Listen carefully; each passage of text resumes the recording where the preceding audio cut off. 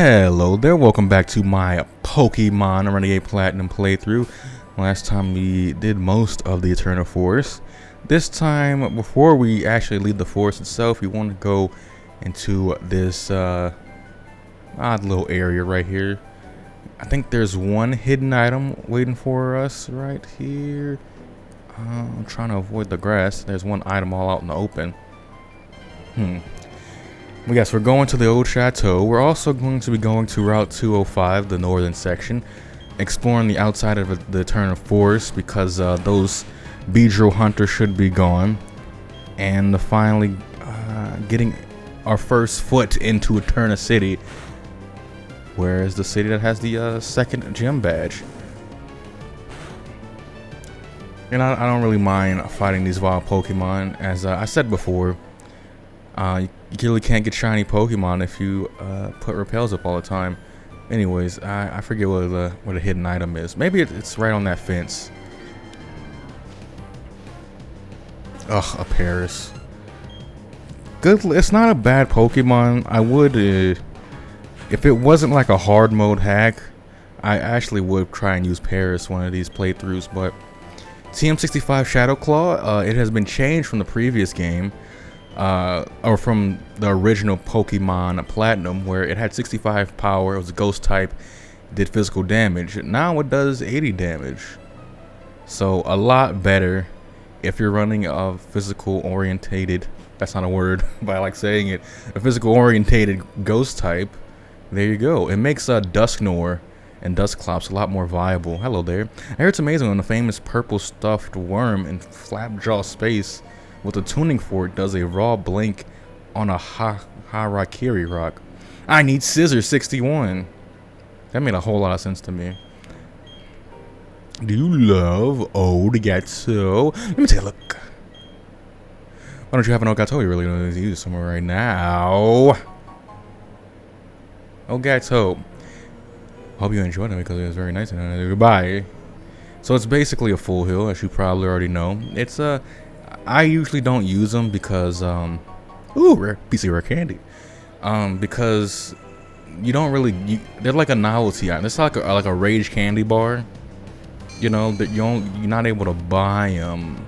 I don't think you're able to buy Old Chateaus. So you only get like a couple in the game. There's that one that the lady gives you, and there's one that you can find hidden, or maybe it's on the ground somewhere. But yeah. So I guess I could talk about the encounters you could find here in the Old Chateau. Obviously, you could get Ghastly. That's the most common Pokemon in here. But the next most common is Rattata, then Duskull, Shuppet, Raticate, and Haunter. You can find all these Pokemon at any time of the day, so you don't have to worry about coming here at night just to get a stronger Ghost type. And I think for the purposes of just getting through this place a little bit faster, I think in caves and in place like this where you could literally get an encounter on literally every single step, I think it's fine using repellent here. No, I will not. You don't get it. Don't follow. Don't listen to them. Don't do it. And spell tag. Spell tag boosts the power of the holder's ghost type moves by 20%, which is up from the third generation version of spell tag, which was only 10%. I'm very happy that all those types of items that boost the effectiveness of a certain type, they all went from 10% to 20% in Gen 4, which is very nice. There's a peculiar show make yeah, I'm sure there's a lot of lore going on in here, but if you know what's up with the Old Chateau and you're not coming here to add anything to your team, you're just coming here for some goodies, you know that by far the best goodie in here is it this room?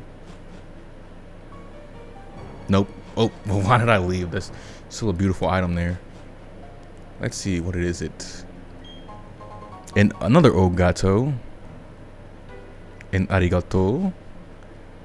But in this room, it's that plasma TV. Some would recommend you to save before this, but I'd rather not. Inside the TV, there appears to be a Pokemon. The Pokemon appears as if it will come out. Want to thump the TV? Yeah. Thump, thump, thump. And just like that, we have the legendary little transition, the legendary music for a level 20. Odd, extremely unique, very powerful when used correctly, but technically not legendary Pokemon Rotom. So the thing here about Rotom, it's a pretty cool Pokemon. It's one of my favorites from Gen 4. Whoa! I did not plan on catching this thing, because I think it does have like a fairly low catch rate. It's still not as low as the most of the legendaries, but it could still be kind of annoying to get. It's a ghost. It's a ghost electric at this stage right now. So, damn, I only got Pokeballs too. So, this actually might take a while. But you know, if you want to have this on your team, you could definitely do it from right. I'm about to say, for some reason, I don't know. I think it has like a 45 catch rate, which is not impossible. Actually, I'm just going to switch and use Yawn. I think one of my Pokemon. Somebody know Yawn? You know Sleep Powder, I think so.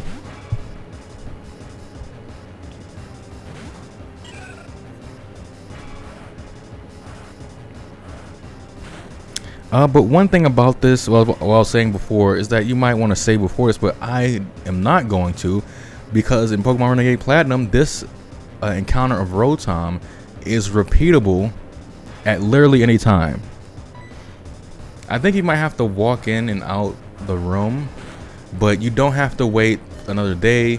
You don't. It's not only one per cartridge.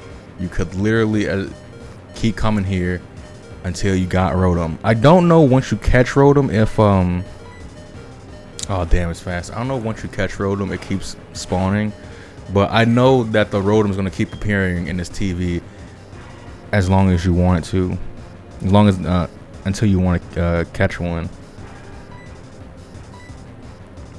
I swear okay, Bobby knows y'all, and Bobby should be a little more sturdy. Doesn't affect Bobby. There we go. And now we're just gonna throw a Pokeball and see what happens. But I couldn't get more lucky, I guess, with getting down to that HP.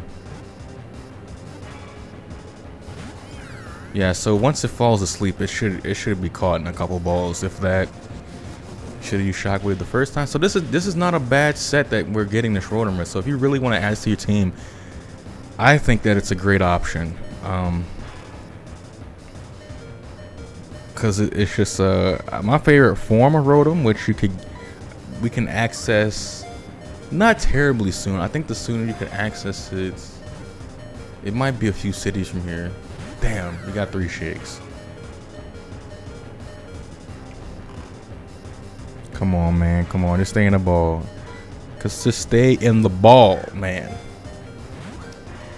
But yeah, you can get the different forms very easily. They got the dishwasher, they got the lawnmower and all that. Yeah, there we go, we got Rotom. My favorite one is the electric water type, because it has very high speed. It has 107 speed and special attack. I don't know if they all have the same speed and special attack. I don't know if their stats change with every form, but that was always my favorite because I love using that hydro pump. We're not going to nickname Rotom here. So there we go. We got a beautiful Rotom. Just like that. So let's go back in and see. Oh, you can get as many Rotoms as you want. So there you go. You want to hunt for a shiny, or get your best nature. You don't necessarily have to reset. But yeah, I know a couple more of these rooms have hidden items in it, so I'm gonna keep going. Oh, hey, a little girl. Oh my god, so spooky. So I think there is a certain order that you can come in these rooms and keep seeing those ghostly apparitions. TM90 substitute. I mean, you probably already know what this move is. You know, you sacrifice 25% of your HP to put on a dummy to absorb hits for you. And yeah, I think we're about done here. There is the room to the left that we did not explore, but I think it's just like more books. Oh, another item. Okay. Another Old Chateau. So we got 3. We'll use them forever in dire need, but I doubt that we'll need it. But yeah, you never know. And yeah, that's that for the Old Chateau, at least for me right now. I might go back and catch the Pokemon in there, but I think right now we're just gonna skip the stuff that you could do on Route 205. We have these fishermen here. We got 4 fishermen right here. We're just gonna go straight to Eterna because I need the heal, buddy. And as you see, already in Eterna City, they got galactic grunts here as well. They're making moves in the streets. Everywhere we go, another grunt we meet. And I think now I'm gonna put these 2 shiny Pokemon I showed off a couple parts ago. I'm gonna put them back in the PC. So as you tell, I even though there's been like breaks in the part, I'm not recording all these things back to back in one sitting, but I haven't really been playing too much between the parts recently. I will do that now. I mean, I will doing that after a couple of these Eterna episodes, because I'll have like 5 days to really focus on this and not have to make a video. But anyways, that's for me to know, and you know, you don't need to know that, because the main thing I'm just going to be doing in between parts right now is just growing berries, as I've said before. So, and I'm going to keep Flareon out front, because I want to get this bad boy to level 30. Actually, no, that's not the best idea, because there's a bunch of fishermen. So we're going to put Badusi out there. We're going to put Big Timer out second. But after this, there's going to be a lot more trainers before we have to take on the second gym. And I do intend on getting Flareon to level 30.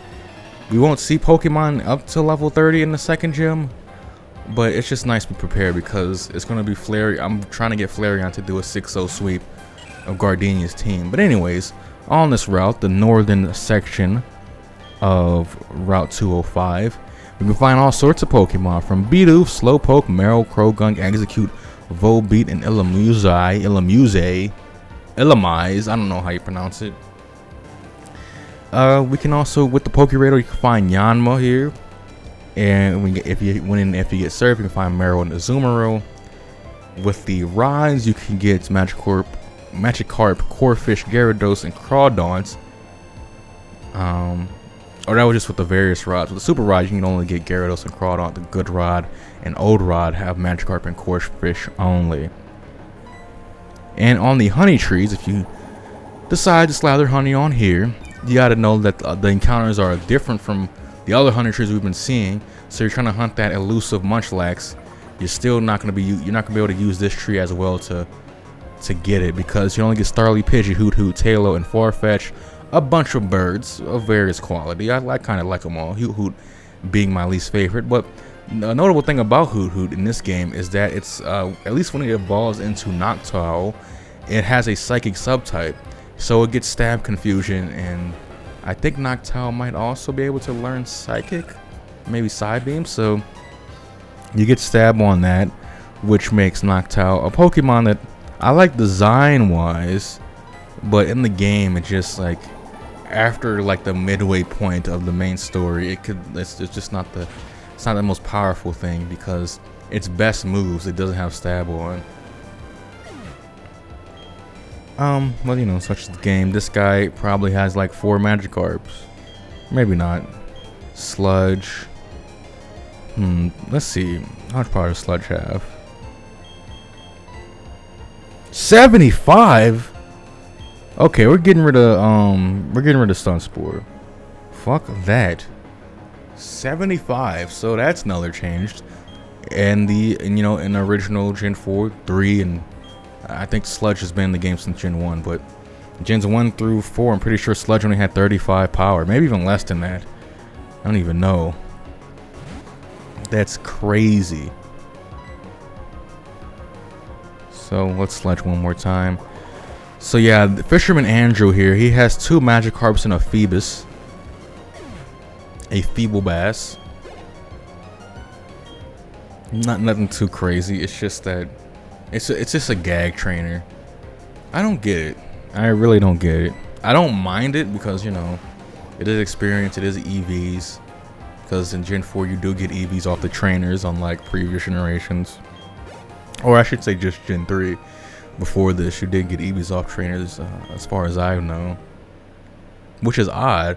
That's one of the things. I think I should make a video of things I've learned about Pokemon Emerald in like 2023 or recently, because there's a couple of things I did not know. I didn't know you couldn't get EVs off a trainer Pokemon in Gen 3. I didn't know that berry yields had a variance based on how much you watered them.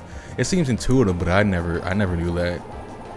What's some other? There's like 2 other things I learned this year. All about how like match calls work, and I won't get into that here because that's not the game we're playing. But I'm just saying, like, there's mechanics in Pokemon games that are outside battle mechanics that I did not, that I'm still learning about these games that I've been playing for damn near 20 years at this point. Crazy to think that that's the case, seeing that I'm only 24. Well, yeah, I've been playing it for quite some time. First Pokemon game I ever played was Crystal on my cousin's Game Boy Color. It had to be like around 2004, 2005, something like that. And been Pokemoning it up ever since. I was hooked on it.